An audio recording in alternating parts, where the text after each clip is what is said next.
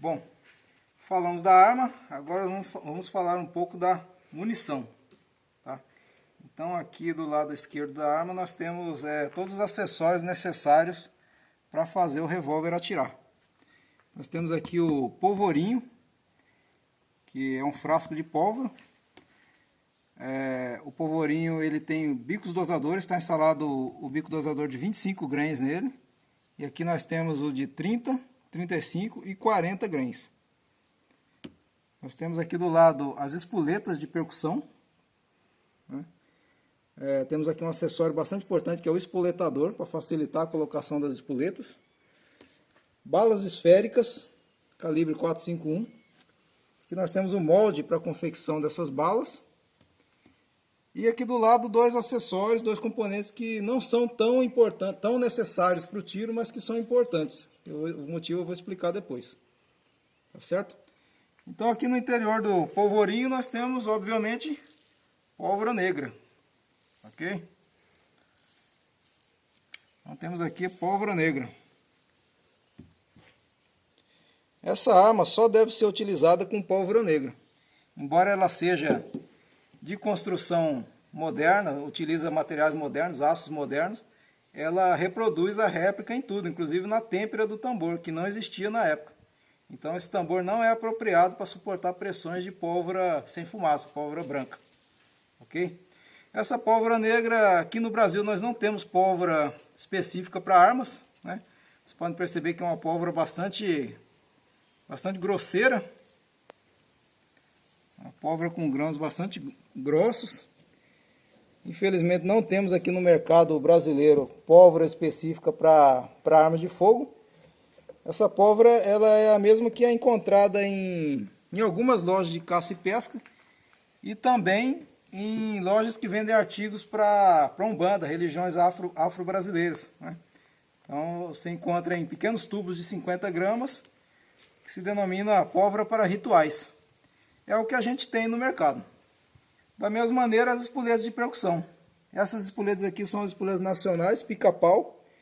Elas não são as ideais para essa arma. As ideais são as fabricadas pela Hamilton e pela Winchester. Essas espoletas nacionais são muito duras, mas elas cumprem a missão. O único senão delas é que, na utilização normal da arma, quando essa espoleta é deflagrada, ela deve se soltar do ouvido da arma por ela mesma. Uma ou outra dessas espoletas pica-pau, por ela ser muito dura, ela fica presa no ouvido. E aí a gente tem que lançar a mão de um alicate de bico fino para retirar ela depois. As balas. Essas balas, elas são em calibre 451. A bala é em calibre 451 e a arma é em calibre 44.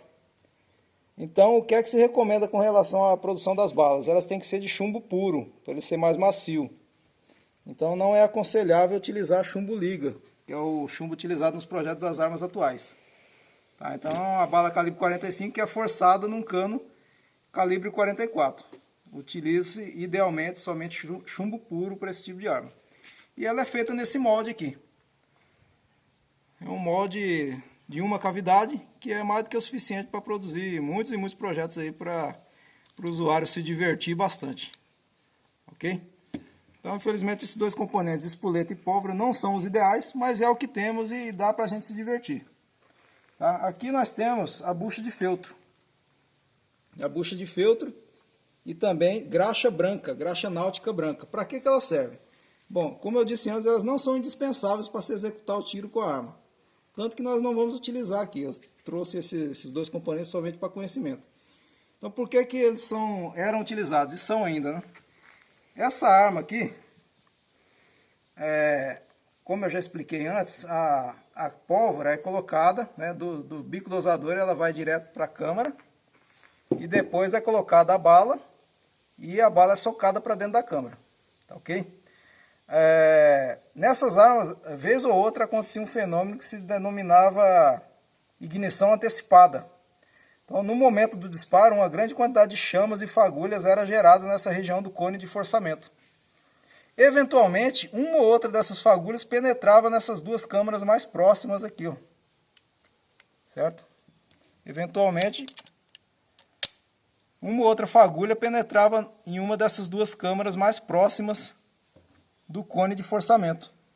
e provocava o quê? Provocava a ignição antecipada dessas câmeras, sem elas estarem alinhadas com o cano. Então o projétil acabava saindo aqui pelo lado da arma. Saíam 2 tiros ao mesmo tempo. Esse não era um defeito tão grave, porque o que ia acontecer é que o atirador ia tomar um susto, né? E um solavanco maior na mão, porque ia sair 2 ou até 3 tiros ao mesmo tempo. Mas é algo que podia e deveria ser evitado, né? E para isso se utilizava o quê? Depois de colocar a pólvora na arma, o usuário poderia colocar uma buchinha de feltro e esse defeito, esse problema já iria ser eliminado a possibilidade de acontecer. Ou, caso ele não quisesse utilizar a buchinha de feltro, ele poderia colocar a pólvora, socar o projétil e em seguida passar a graxa. Utilizando aqui essa espátula, ele passaria a graxa. Eu não vou fazer isso aqui agora, porque vai sujar a arma toda, né? Passaria a graxa na frente de cada uma das câmeras. Aí iria eliminar a possibilidade da ignição antecipada, né? De uma fagulha penetrar numa câmera que ainda não está alinhada com o cano. Mas esse é um incidente que dificilmente acontecia, né? E que por esse motivo nós não vamos utilizar, no tiro que nós vamos realizar, não vamos utilizar nem o feltro e nem a graxa. Estou trazendo esse aspecto somente a título de conhecimento, ok? Então, falei da arma, falei da munição, agora eu vou falar um pouco do manejo da arma, tá ok? Então, para se carregar a arma, a primeira operação a ser feita é colocar o cão numa posição de meio armado. É o primeiro clique do cão. Isso libera a rotação do tambor. Feito isso, o usuário vai pegar o polvorinho, vai acionar aqui a mola do polvorinho, colocar o dedo na extremidade do bico dosador e virar para baixo, né? Virar para baixo até encher o bico dosador de pólvora. Eu não fiz isso aqui, porque é só para demonstração. Mais uma vez esse bico dosador cheio de pólvora, ele vai virar no interior de uma das câmeras. Em seguida, coloca-se o projétil esférico, alinha-se com o socador, aciona-se a alavanca e aí o projétil vai ser socado para o interior da câmera. Eu não vou fazer isso aqui agora também, porque senão vai ficar difícil tirar o projétil depois, né? Mas o projétil é socado utilizando a alavanca do socador e o projétil fica firmemente preso no interior da câmera. Ele não escapa, porque a câmera tem um formato ligeiramente cônico. Então, mesmo com a vibração dos disparos, esse projétil não vai escapar das outras câmeras que ainda não foram deflagradas. Então, feito isso, a próxima operação é a colocação das espoletas em cada ouvido. Então, o usuário pode pegar a espoleta individualmente com a mão e colocá-la com a mão, né? É uma operação que é bastante difícil, porque a espoleta é pequena.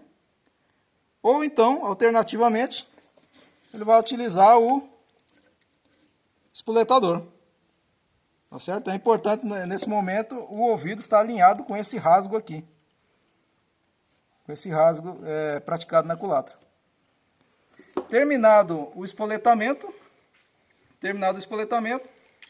caso o usuário não vá executar o tiro logo em seguida, ele vai colocar o quê? O cão na posição de segurança, entre uma câmera e outra. Ele vai colocar o cão no entalhe de segurança, da maneira que está aqui. A arma está segura para ser transportada e portada. Ok?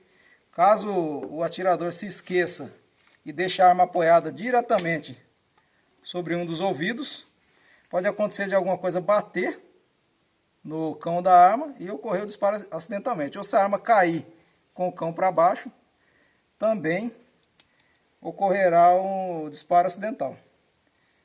Mas se o usuário se lembrar de colocar o cão no martelo de segurança, no entalhe de segurança, a arma estará em completa segurança para ser transportada. Então esse é o manejo da arma, um manejo bastante simples que na sequência vai ser demonstrado aqui, não por mim que sou o falador, né? Mas vai ser demonstrado aqui por um atirador de verdade, ok? Então é isso aí.